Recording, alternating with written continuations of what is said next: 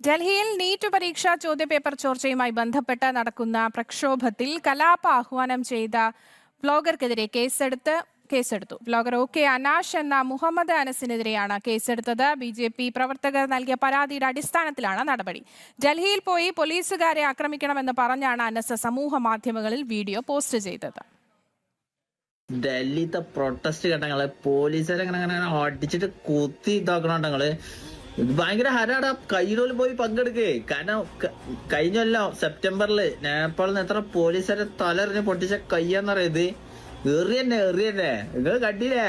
ഓ എന്ത് ആരാന്നറിയാം. ഇതിപ്പോ നമ്മൾ ഇന്ത്യക്കാരെല്ലാരും ഇല്ലടാ, കുറെ ആൾക്കാരുണ്ടാവുമ്പോ എന്തിനാ പേടിക്കണേ? അനസിന്റെ വീഡിയോ വൈറലായതിന് പിന്നാലെ BJP പ്രവർത്തകർ നൽകിയ പരാതിയുടെ അടിസ്ഥാനത്തിലാണ് ഫറൂഖ് പോലീസിന്റെ നടപടി. കലാപാഹ്വാനം അടക്കമുള്ള വകുപ്പുകൾ ചേർത്താണ് പോലീസ് കേസെടുത്തിട്ടുള്ളത്. നേപ്പാൾ, ശ്രീലങ്ക, ബംഗ്ലാദേശ് എന്നിവിടങ്ങളിലെ പ്രതിഷേധങ്ങൾ പോലെ ഡൽഹിയിലും വലിയ പ്രക്ഷോഭം നടത്തണമെന്നും ഭരണഘടനയും പാർലമെന്റും കത്തിക്കണമെന്നുമായിരുന്നു സമൂഹ മാധ്യമങ്ങളിലൂടെ യുവാവിന്റെ ആഹ്വാനം. വീഡിയോ വ്യാപകമായി പ്രചരിച്ചതോടെ സമൂഹ മാധ്യമങ്ങളിൽ ശക്തമായ വിമർശനമാണ് ഉയർന്നത്. രാജ്യത്തിനും ജനാധിപത്യ സ്ഥാപനങ്ങൾക്കുമെതിരെ ആക്രമണത്തിന് പ്രേരണ നൽകുന്നതുമായ പരാമർശങ്ങളാണ് വീഡിയോയിലുള്ളതെന്ന് ചൂണ്ടിക്കാട്ടി നിരവധി പേർ നിയമ നടപടി ആവശ്യപ്പെട്ട് രംഗത്തെത്തി. വീഡിയോയുടെ ഉള്ളടക്കവും അത് പ്രചരിച്ച രീതിയും പോലീസ് പരിശോധിക്കുന്നുമുണ്ട്. ജനം, കോഴിക്കോട്.